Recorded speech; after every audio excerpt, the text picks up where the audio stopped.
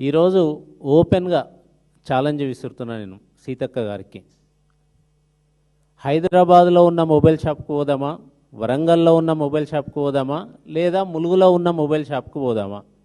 మీరిచ్చిన Samsung A06 4GB 64GB mobile ఎంతకు వస్తుందో మొబైల్ షాప్ పోయి తెలుసుకుందాం. అక్కడనే అడుగుదాం, మీరెంతకు కొన్నారు, ఆ మొబైల్ షాప్లో ఎంతకు అమ్ముతారు? ఓపెన్గా మొబైల్ షాప్లో 7,000 నుంచి 8,000కు వచ్చే ఫోన్ని మీరు 11,650 రూపాయలకు కొన్నామని మీరే చెప్పారు. అంత వ్యత్యాసం ఎందుకున్నది? ఆ డబ్బులు ఎటు పోతున్నాయి? ఒక పక్క 54 కోట్లతో టెండర్ వేసి 14,000 అని చెప్పుకుంటూ మీరు 11,650 అని చెప్తారు. ఇంకా మేము పక్క రాష్ట్రాల కంటే 150 రూపాయలు మిగిలిచ్చినాం మన రాష్ట్రానికి అని చెప్తున్నారు. కానీ పక్క రాష్ట్రాలు ఆంధ్రప్రదేశ్ అయినా, గుజరాత్ అయినా, త్రిపుర అయినా, ఈరోజు పంజాబ్ అయినా అన్ని రాష్ట్రాలు కూడా 5G మొబైల్స్ ఇస్తున్నాయి. మీరెందుకు 4G మొబైల్ ఇవ్వాల్సి వచ్చింది?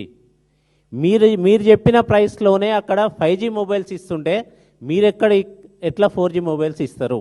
దీని మీద మేము ప్రశ్నిస్తుంటే మా మీద కేసులు, మా కృషాంక్ గారి మీద కేసు పెట్టారు, మా సోషల్ మీడియా మిత్రులని చెప్పుతో కొడతా అంటారు.